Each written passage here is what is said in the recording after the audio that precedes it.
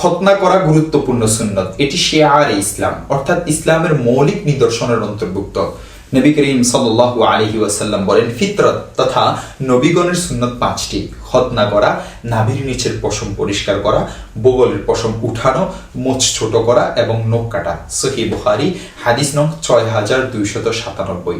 শারীরিকভাবে শক্ত সামর্থ্যবান হওয়ার পরই সুবিধাজনক সময় ছেলের খতনা করিয়ে দেওয়া অভিভাবকের দায়িত্ব।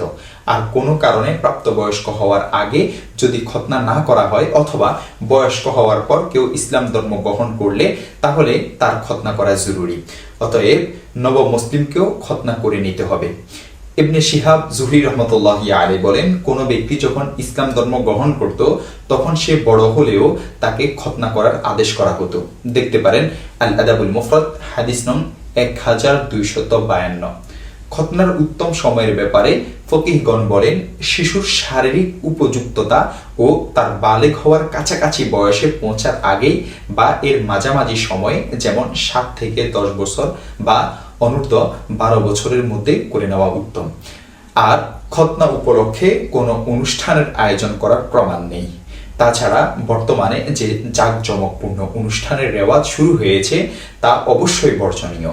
এছাড়া এতে গান বাদ্য ইত্যাদি শরীয়ত বিরোধী কোনো কিছু থাকলে তা তো সম্পূর্ণরূপে নাজায়েজ।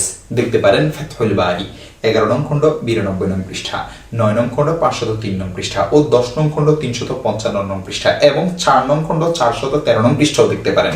রদ্দুল মুহতার 6 নং খণ্ড 751 নং পৃষ্ঠা থেকে 752 নং পৃষ্ঠা এবং 6 নং খণ্ড 282 নং পৃষ্ঠা দেখতে পারেন। খুলাসাতুল ফাতাওয়া 2 নং খণ্ড 132 নং পৃষ্ঠা, আল বাহরুর রায়িক 7 নং খণ্ড 95 নং পৃষ্ঠা এবং 96 নং পৃষ্ঠা।